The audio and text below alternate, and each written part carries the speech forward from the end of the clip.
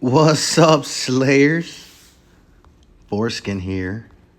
So, yeah, my name is Foreskin, by the way. I don't know if you know that. So, final build for Werewolf. I'm trying to move on to Bear, but unfortunately, the Essence Gods are not blessing me with, with their juices or whatever you want to call it. The Essence Gods are not, they're not juicing me up with no essences. So I don't want to put out a video with like incomplete essences. So what I do have is like a tweak and a final spec on Werewolf. And it's absolutely amazing. I love it. So let's go over it again for one last time. Bonfire crest, these are the same. Barb mantle. So bonfire is your burns, mantle, your thorn armor shooting out, auto procs, braised bark. Werewolf does increase damage. Out abundance, rapid might increases your maximum life. This one's actually really overlooked. It does way more damage than like if you were to, for example, like for the pants, there's also an essence that the werewolf can hit like his critical damage. His critical chance is increased, but it's like, it's dependent on like how long you're werewolf. It's dependent on, using your primary. And it's like, I don't know. I just don't feel like it does. I don't feel like it's procced enough to like do much of a difference.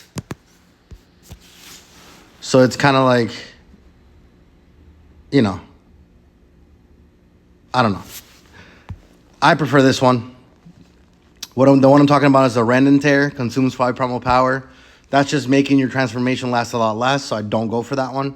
And the other one is using Rend and Tear increases your critical hit, and that means like every time you're using Rend and Tear, right? Which is that one of the skills, the clawing one, is like, again, it's not enough because you only get a couple charges of it. So I prefer the Rabid Might. That's just me. For the main one, this is my favorite. The werewolf now reads you in fire when you transform, damaging and burning nearby enemies and causing explosions of flame when primary attacks critically hit. So that's super OP. I love that. And it's constant. So now you have burnings coming from bonfire, right? Now you have your primary being buffed by your pants, right? You have your werewolf doing 13% damage extra. Your against enemies suffering from a continual damage, which this and this creates a continual damage, right? So for the second main hand, Rabid Might duration extended by 33. If you wish, you can go with Landslide, increases your primary attack speed. You can do that. If you already have a high attack speed, I recommend the other one. If you have a lower attack speed, you may use this one. I try to not like use my primary without being transformed. Like I try to stay transformed as much as possible. So that one, I feel like it's a little bit less useful than the Rabid Might duration. So that means you're just going to be doing much more damage while you're a werewolf. So everything combined creates a huge amount of increasing damage while you're werewolf. So I prefer that combination because the synergy is just better. For the first offhand, Fatal Rend. So this one is nice. And for the last one, you can do whatever you want. I've unlocked pretty much all of the offhands except for like 2. And they're not really relevant to this build. So you feel free to do whatever you want on that. I'm just keeping it open. Obviously you can, it's not ideal to have like a double of the same, but I'm just not, I'm not using a skill that involves a second aim and it's going to take up one of my other skills. So I just kind of keep it like that. It's doing good enough damage as it is. Rend and Tear now causes you to dash forward and strike. And this is the cool part about it. If the attack hits, you can activate a powerful follow-up attack that sweeps in a wide arc, which deals additional damage to enemies at low life.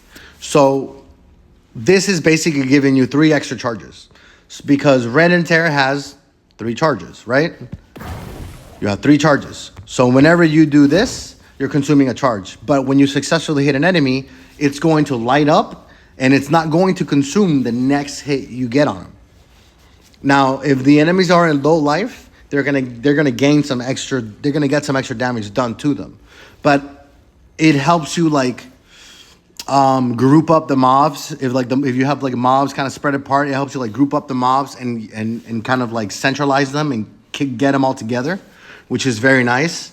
And yeah, I mean it's just a couple of tweaks, but it really makes the build complete and come together. And I really, really, really enjoy it. As far as greens go, mine are all messed up because it really doesn't matter. I'm going up in Paragon so fast that I can't really make like a PvP build or like an optimized build focusing on certain stats because within an hour, I'll be 100 levels higher. So it's kind of pointless and useless. But yeah, I would recommend, as far as greens go, I've said this before, 2-piece Barons. So increase the continual damage coming from your offhand and your head. From your main hand and your helmet. A 2-piece Vithu to make any type of beneficial effect just last longer. A Misery Elixir, which will increase continual damage or harmful effects, which is it's not continual damage, but it's very similar. So any harmful effects is a little more broad in the definition, so anything that harms them, that's all your dots, all continual damage, all of that stuff. So the burning from the offhand and the helm trigger this, right? So for the gems, I would recommend that combination of Everlasting Torment to add another dot to it because you're using a Barons, and a Misery Elixir, a Power and Command to make your primary much better. And since Werewolf is a skill, this should apply to your Werewolf in general. So your Werewolf is a skill. So when you activate that skill, if the Power and Command is on the command part, which is increasing your skill damage, your Werewolf is a skill. You have to press the skill in order to activate it. So that means that it's a skill. And that means it's going to receive that benefit. And if you're already transformed into Werewolf and it changes stance into the Power, which is increasing your primary attack damage, it's also, while you're Werewolf, it will also benefit and you will receive this benefit because you use primary as a Werewolf.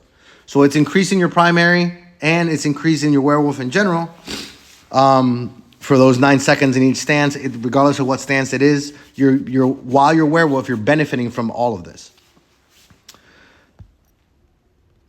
And then, you can use whatever gems you want. I have a Mother's Lament, increasing my crits. So that paired with this one, with this one and the other ones, it just makes you hit so hard. So, yeah. This is just a short little vid on like the last couple tweaks I'm making on the build. On the previous video, I hadn't unlocked my offhands yet because I was such a new player. And I just wanted to post the build quick because there's so many builds coming out and there's so many new players coming in that I kind of wanted them to have a video as they're leveling up. But this is like a complete video finally, and I'm pretty happy with the build, and it's pretty amazing. It's pretty cool. So yeah, those are, if you want to look at the skills, we can go over that real quick. Werewolf, Rabid Might, Thorn Armor, and Fire and Tornado. Those are the skills I'm using. And yeah, if you have any, versions of your own, or if you like the bear or whatever build you like, just post it in the comments. Thank you for watching.